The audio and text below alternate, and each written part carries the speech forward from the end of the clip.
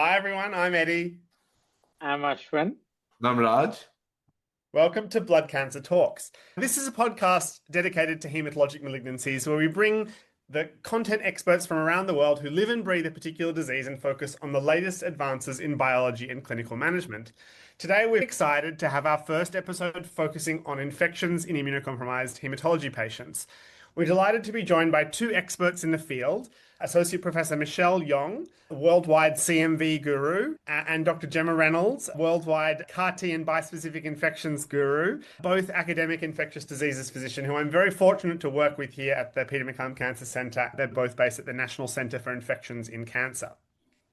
First, we'd love for you each to introduce yourselves to our audience and tell us a bit about how you ended up choosing ICH as your specialty of interest. Michelle, what got you interested in infections in immunocompromised hosts and, of course, in CMV specifically? Was it just the opportunity to work with hematologists? Yeah, of course it was, Eddie.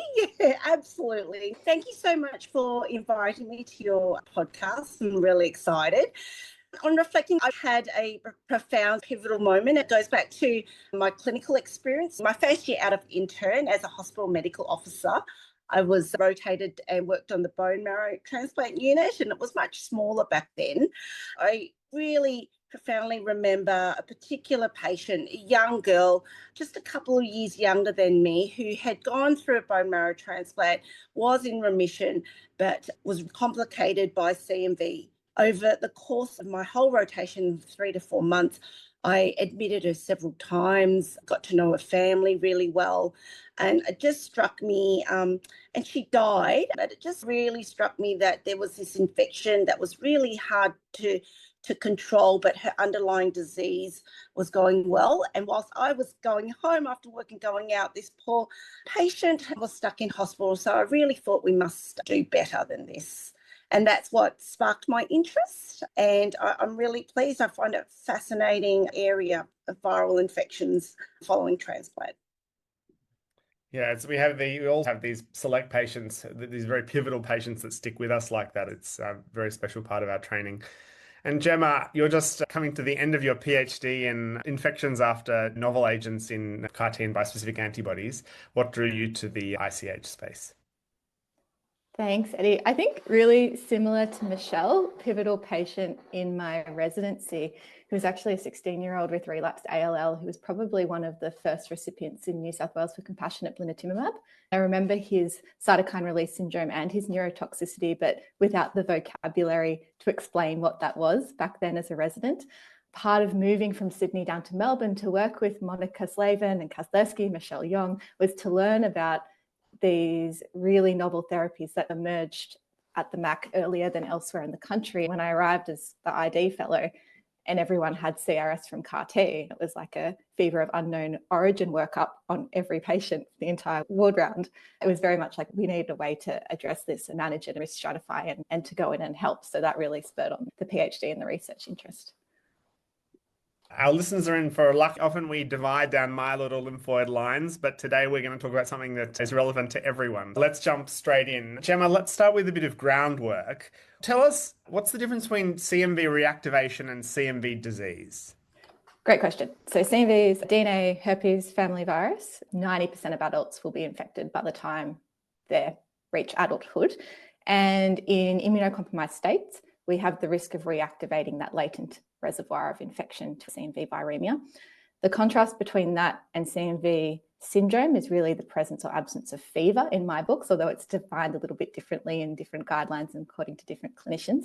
But there's general consensus that CMV disease is when that virus then has end organ effects where it's replicating within the tissues of the liver or colon or the back of the retina, causing tissue destruction through viral cytopathy. And so that's our definition of CMV disease. When we're interpreting CMV results, either in patients that we're prophylactically monitoring or who've presented with a symptom like diarrhea, what numbers are you thinking about? What thresholds are you thinking about in terms of when you might suspect that the CMV might be responsible for the symptom, or when you might intervene with treatment, and what you're aiming to achieve with treatment? Sort of give us a bit of a kind of a roadmap. I think in the first instance, we probably ignore the viral load and try and establish the presence or absence of disease, because that doesn't always correlate. So if someone has a clinical symptom, as you all know from hematology, ID is pushing for tissue. Can you please do a scope? Can you please biopsy the patient? Can we get opt-out to see them? So we can look for those viral inclusions and evidence of viral damage of the actual organ involved. If we've ruled out CMV disease and we have CMV viremia, again, I think it's a MDT decision for the kinetics of that viremia, the amount of immunosuppression the patient's on and what their trajectory is. And then within that, we elect to treat. There's, of course, preemptive and universal prophylaxis strategies that I'm sure we'll come to later. But we generally start at the tell us it's not disease. Then we'll think about the viral load, the toxicity of treating it and what other adjuncts are available. And then we'll start from there. So we kind of work backwards. First, go for the organ that you're worried about. See if you can get tissue to get definitive understanding of whether it's disease or not. And then once you've ruled that out, kind of work backwards. Yeah, then I think we're mitigating risk of it moving to CMV disease from CMV viremia, and then your treatment decisions are based in that space. But Michelle taught me everything I know about CMV. So Michelle, please jump in at any time. Next question for Michelle. As you know, different institutions have different approaches to CMV prophylaxis and monitoring. What do you think should be the optimal approach outside of the allotransplant setting? And what's your rationale for that? Great question. Thanks, Raj. Thanks for starting off with the more controversial, less evidence subgroup first. Outside of the allotransplant, we don't know as much, but we certainly recognise there are certain hematological populations which are really higher risk for CMV, although the monitoring process is not as well established. So, for instance, patients with T-cell lymphomas, and in particular patients who've been treated with alemtuzumab, are a real high risk of getting CMV. I get lots of questions regarding other populations, multiple myeloma, having had multiple lines of therapy. I've seen lots of CMV in that subgroup. Also non-Hodgkin's lymphoma, I've seen lots of CMV. And then other medications that were also, apart from alemtuzumab, is dasatinib, sometimes with some ALLs that I've seen a lot of CMV. The optimal way with which to monitor those sort of populations, it's not sort of well established. Some institutions would take on a sort of monitoring process whilst others wait for symptoms and direct the diagnostics there. There is definitely a lot of variability even within myeloma from center to center. For example, there is a lot of variability when patients are on bispecific antibodies regarding monitoring of CMV.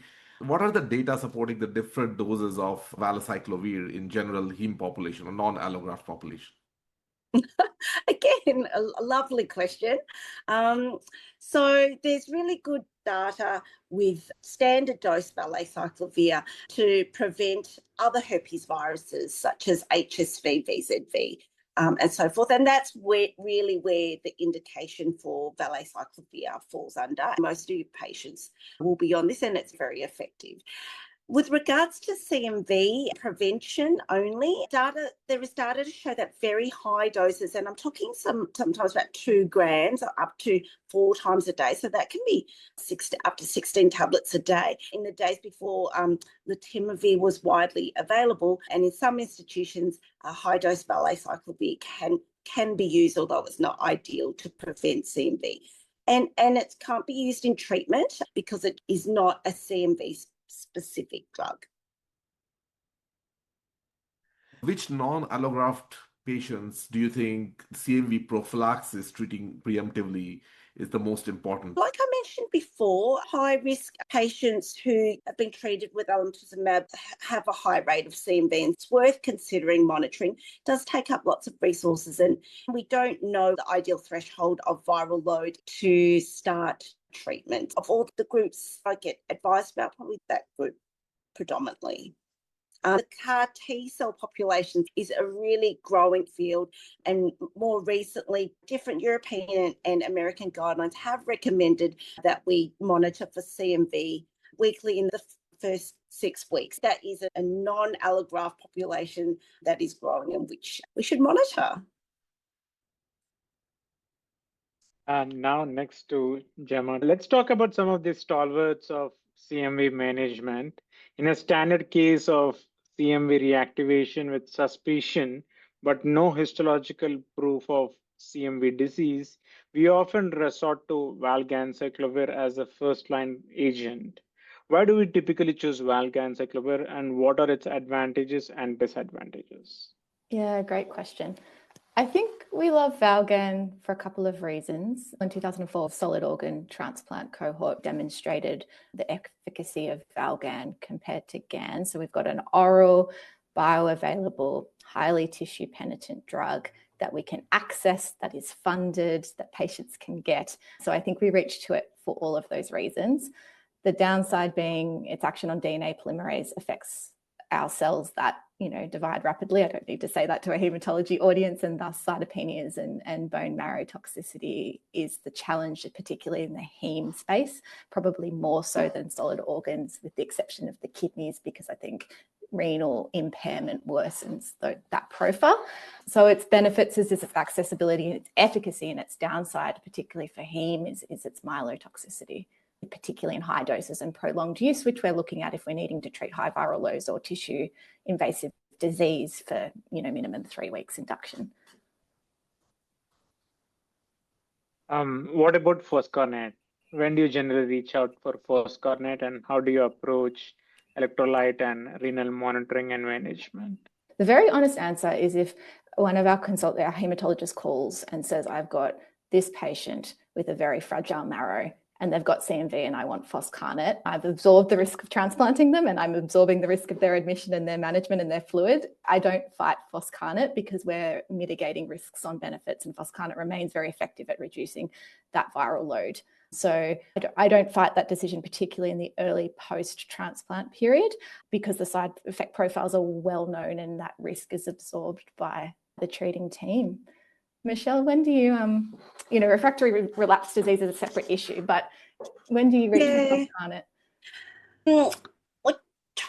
I try to avoid it with Valgan being sort of optimal, but particularly in this group that, very fragile marrow. So it's not commonly used. The other thing is it does require you to be admitted to hospital. No one likes that. That's a lot of health resources. So it's avoided as much as possible. But that being said, some institutions do use Foscarnet, particularly if CMV occurs very early in the post-transplant period, like within the first sort of 4 to 5 weeks.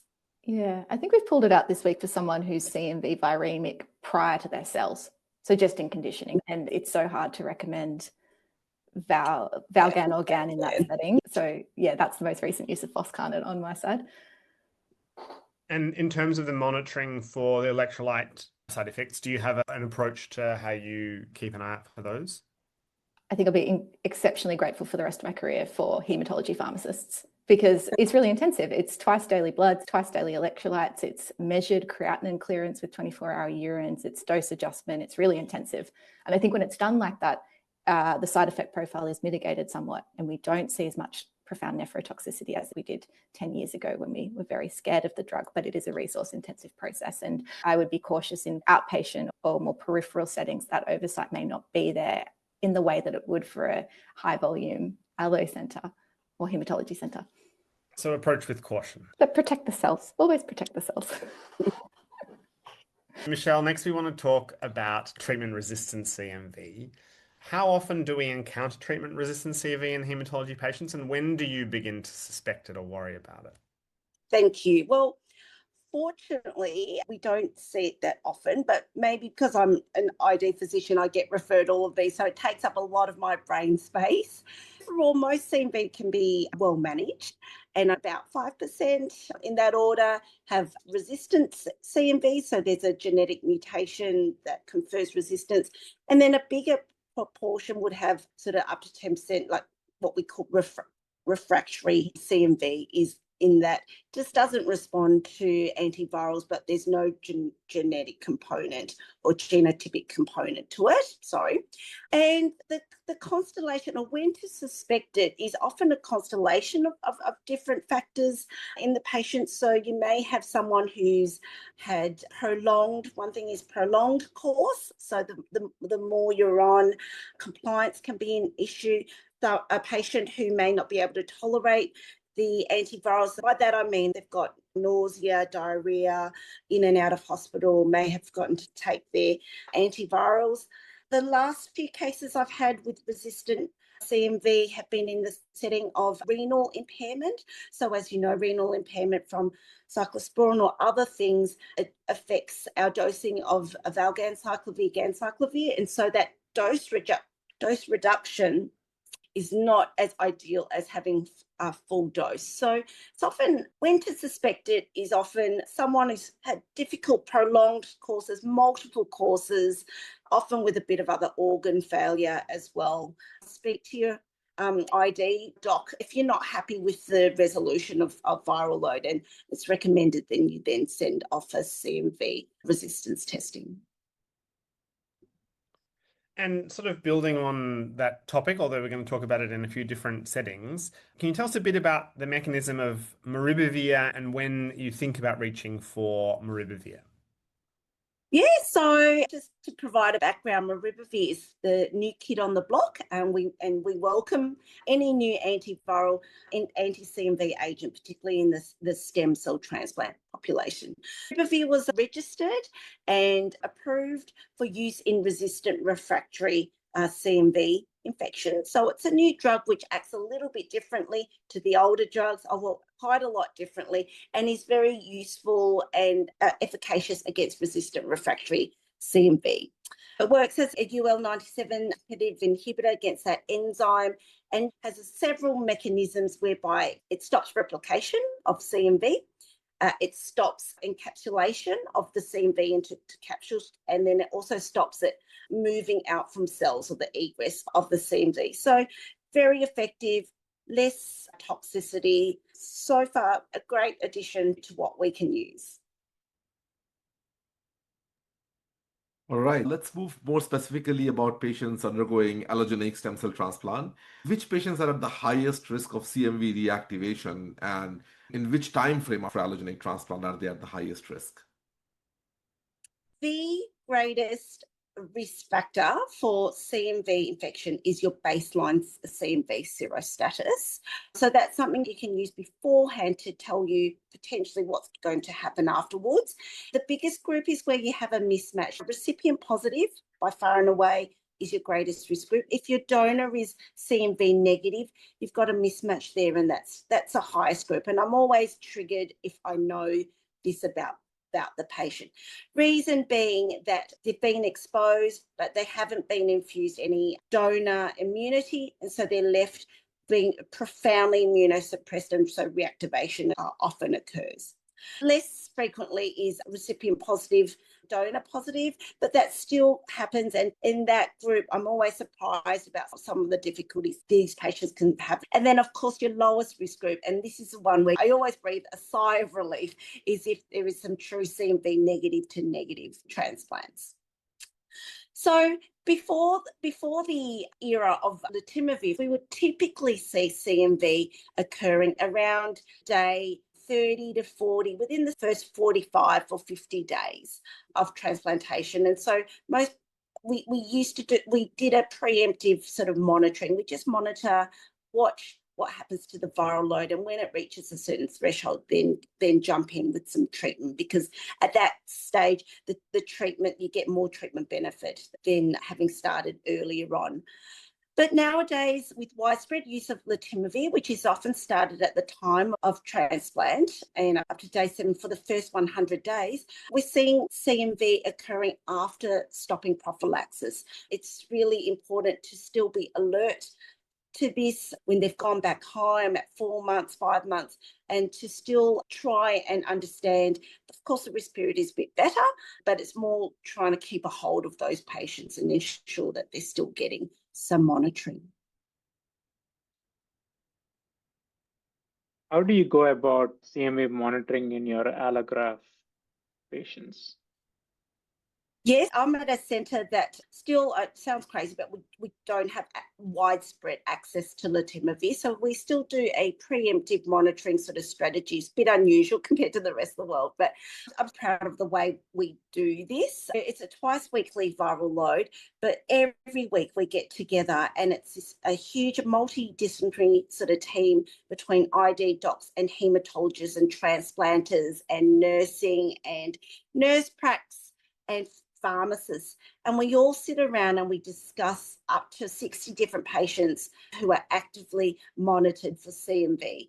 And I liken to it as sort of so much more accurate than almost an immune monitoring test, because we can watch the viral load, we can discuss whether we're going to sit and watch and wait it or we're going to jump in and treat. We plan to withdraw immunosuppression or admit them if the next viral load goes up. So, but centres all have different, in some respects, we all have that sort of system, but that burden might fall on your nursing staff coordinator or individual transplant hematologist.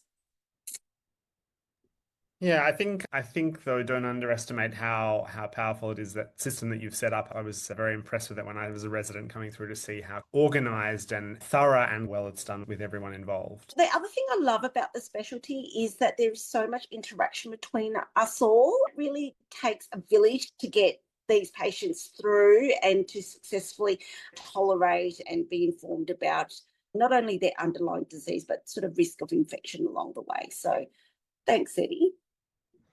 Now we'd like to talk a little bit more in detail about these two newer kids on the block. First Maribavir and then a bit more about Letermovir. So, Gemma, let's talk about the Aurora trial. So it was a randomized controlled trial which compared Maribavir to Valganciclovir for preemptive CMV therapy post-allogeneic transplant. Could you run us through the top-line results of Aurora and how it influences your decision-making? Yeah, great question, Eddie. Phase 3 RCT of Maribavir versus Valgan for preemptive post-allo CMV.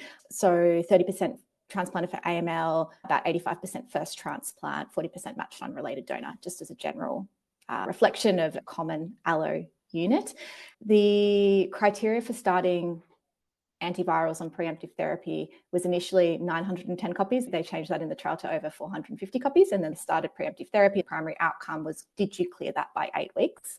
And Maribavir did not meet the non-inferiority criteria compared to Valganciclovir in the overall kind of take home of the trial, although rates in both arms were relatively low.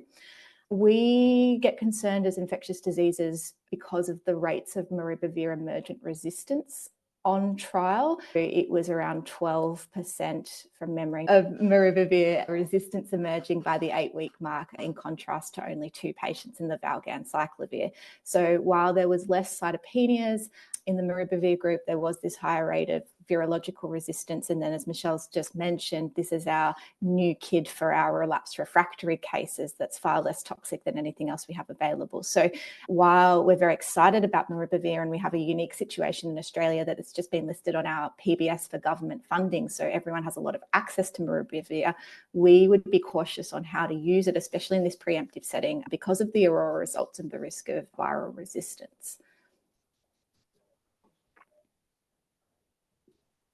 Michelle, is there anything you wanted to add on Maribavir before we jump to Letermovir? No, just as disappointing results from Aurora, because we're really hoping to have another agent in this preemptive space. A lot of us were optimistic that it would come out okay, and was a bit shocked about the results, that it wasn't as effective and that we were seeing these mutations really early on with a shorter course.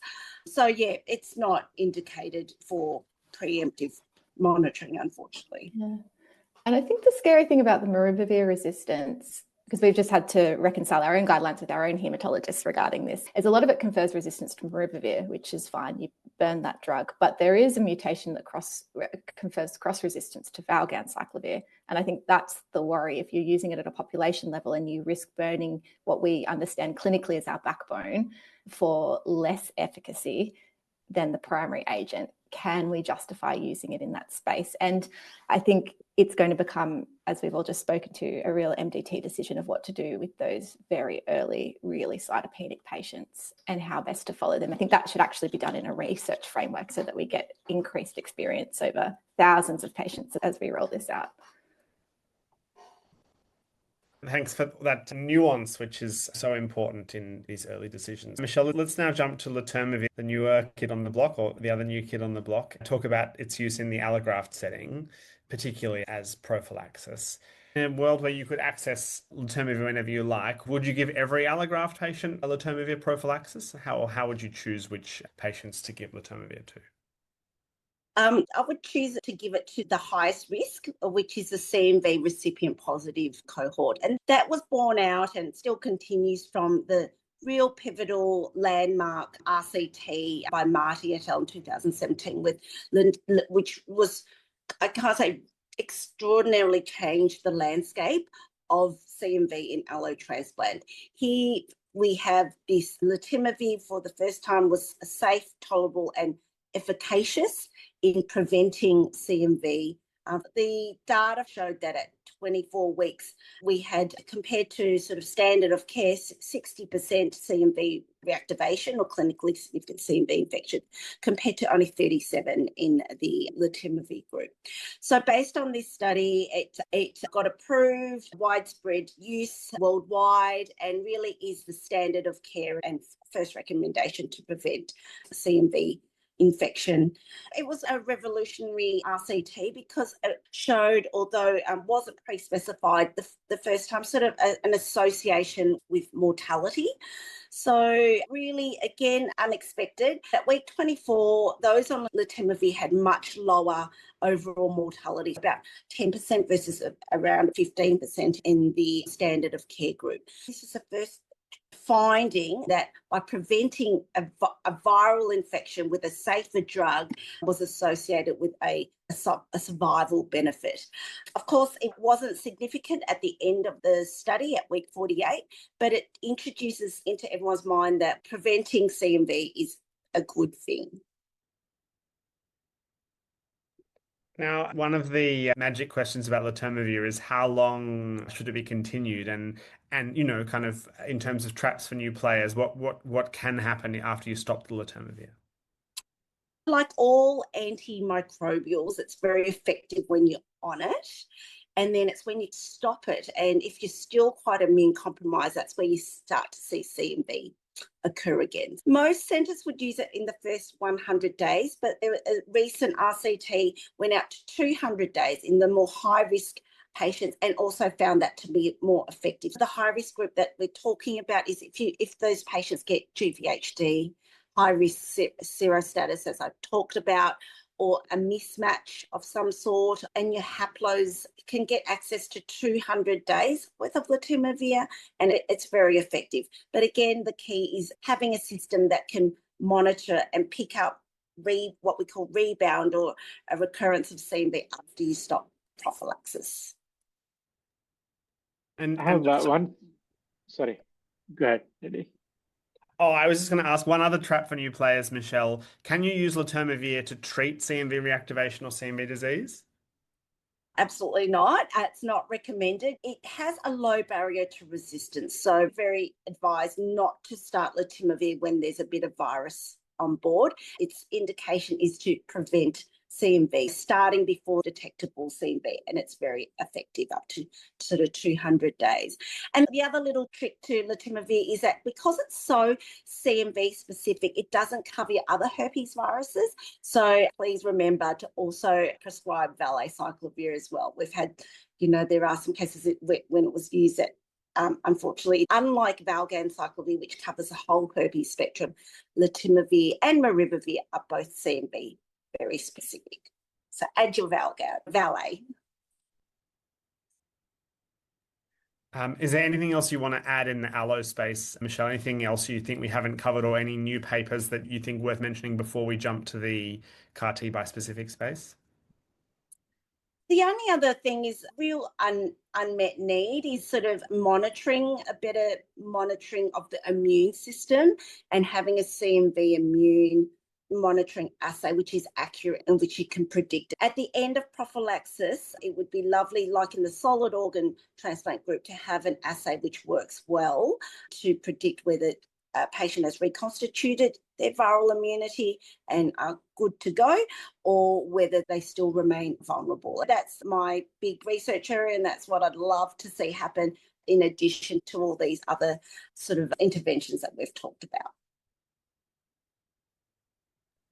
All right, so now let's talk a little bit about lymphoma and myeloma patients, which is a population typically thought of lower risk for clinically significant CMV disease, unlike allograft patients.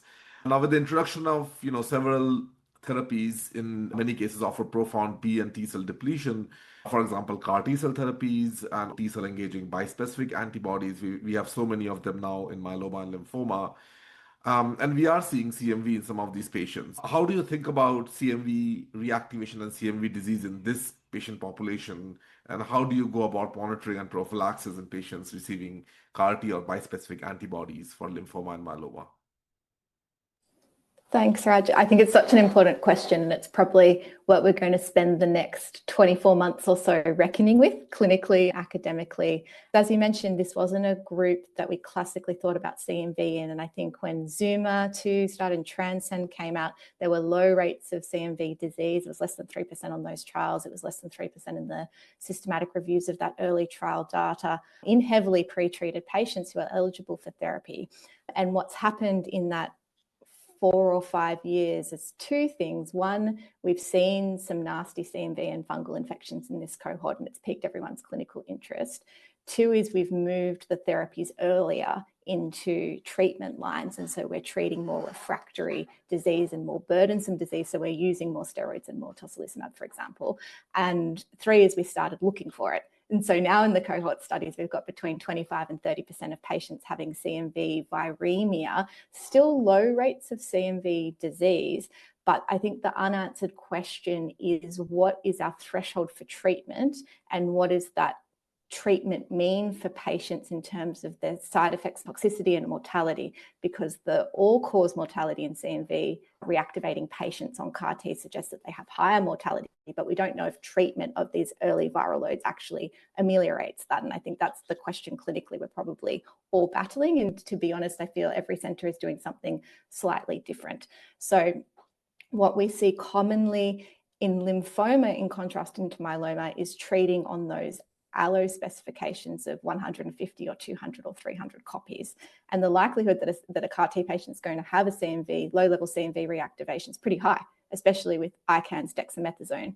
So I think we'll see more treatment of those lower viral loads if we use those thresholds. We need to weigh up toxicity and cytopenias with mortality at 1 year and gather the data from across multiple centres so we can answer these questions quite quickly. I feel as though myeloma is watching more than watching and monitoring, but not necessarily jumping in at these low viral thresholds to treat at all times and in all centres. That's certainly our Australian guideline, is just to check they don't have clinically significant CMV disease before starting the bispecific. There's a good academic interest in that research framework of what we do here as well. I think we need to tease out the underlying diseases, the products, the neurotoxicity and the steroids risk, and the duration of steroids for bispecifics and fixed durations and then continuous regimens, and tease CMV apart across all of those facets. And that's going to take us a little bit of time. Great comprehensive summary. Michelle, do you have anything to add on this particular population before we go on to another paper on CMV in CAR T recipients? No, actually, I would refer to Gemma for all that. She has really extensively looked and followed the evolution of what's happened to CMV infection in these emerging populations. So I think we still have a lot to learn. So Gemma, you may have seen there was a recent paper in Blood Advances from the Fred Hutch group in the US looking at the impact of CMV on mortality post-CAR T cells. What do you think the take-home messages were from this study? It was a beautiful paper by Erica Campuri and Josh Hill, who are wonderful collaborators with the Peter Mac, and wish them well if they're listening on the podcast.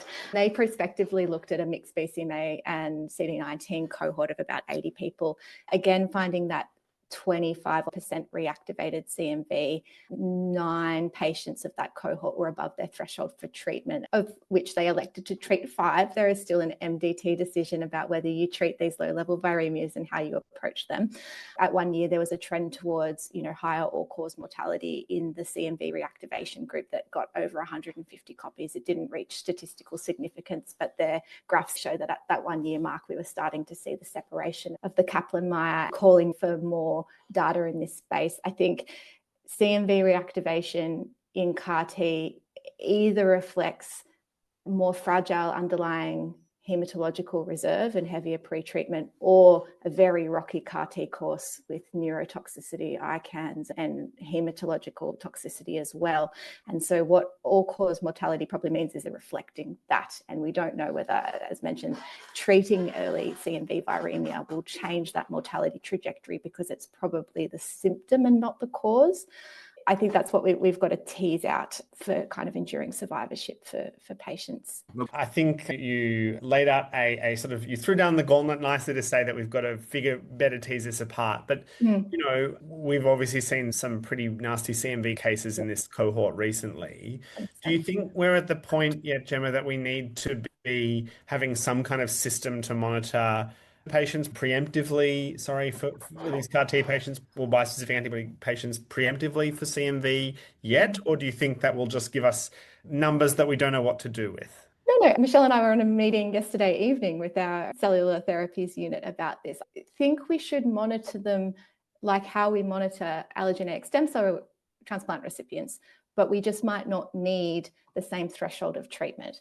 And what I mean by that is I think it is important that we know who has early viremia and who has that exponential rise in CMV viremia, so we don't see someone at day 24, 28 with 1 million copies after they've had their ICANS treated in ICU. And we have implemented strategies before that time. In saying that, I don't know if we need to treat at 150 or 200 or 300 viral copies. We don't know that for CAR T, and that needs to be explored. And the second thing is, I don't know if the kinetics of a downtrending viral load in CAR T is going to match what we expect for our allo patients. Because when we're dealing with tricky CMV, you guys very kindly withdraw immune suppression, you change the ruxo and the cyclosporin, you don't have concomitant steroids for as long. In some of the cellular therapies, particularly late neurotoxicity in BCMA CAR or early CD19 CAR, we have given all the therapies, the steroids are mandated and required. We may see lingering viral loads for much longer. They may not follow those trends of a log reduction every 2 weeks. We're going to have a lot of questions about, is this relapse refractory or is this slow? And what treatments do we use? I think we need an MDT approach. Even a flip to Foscarnet is an inpatient admission for a hematology unit, and that's significant. And then long-term Valganciclovir in community requires monitoring for cytopenia risk. And I know you've had your own patients, Eddie, with cytopenia emerging on Valgan therapy. So we should monitor them really closely. I think we could have a more generous threshold for treatment. We should look closely at the kinetics of that reduction, because I'm not sure it's going to mimic what we classically understand from allos and solid organs, because the immune suppression is different. You think it will be faster or slower? Slower. I think we're going to have CAR, especially BCMA directed products, myeloma. Raj, if this is your clinical experience as well, I think we're going to have people who are slow to settle with those couple of 100 copies for a long time. And do you bite the bullet and try and get them suppressed as we're taught to do? Do you tolerate this? Do you send resistance testing really commonly? Do you try Foscarnet? That's going to be a challenging space clinically. Do you stop your bispecific product? I mean, that has huge implications for disease control. But we'd stop a transplant, a solid organ transplant directed therapy for a short period of time. So they're the questions that we need to hash out. And I'm sure people are doing clinically every day to garnish that consensus approach, validate it, and look at how it works. Yeah, and the setting of bispecifics in myeloma, especially the BCMA, Gemma, as you said, I think the problem is that the data is just not there, because in most of the trials, CMV was not systematically looked at. Clinicians ordered it only when there was a clinical suspicion of something going on, for example, unexplained cytopenias or some GI symptoms. We really need those prospective data, rigorous data on routine assessment of CMV and see how the kinetics look. But I think more to come in the next few years. The other challenge for prophylaxis in clinical trials is it's often not mandated and left to institutional standards. Even if we get patient-level data from the trials and pull apart CMV viremia versus disease, we might not have the granularity of what that centre did in their own prophylaxis approach. And that's broader than CMV. It's a real challenge when you're trying to pull apart systematic reviews of the clinical trial data and see what infections have happened. Well, with that sort of call to action, I'll say a huge thanks to you both for being our very first ID physician guests and, of course, for working so closely with us to care for our patients. We're very grateful to have you on the show, and we know where to come for our next ID episode for sure. This is so much fun. Thank you so much for having us. It was a pleasure to meet you all. I'm really excited to Yeah, podcast. Thank you. Thank you so much. Thank you. Thanks so much.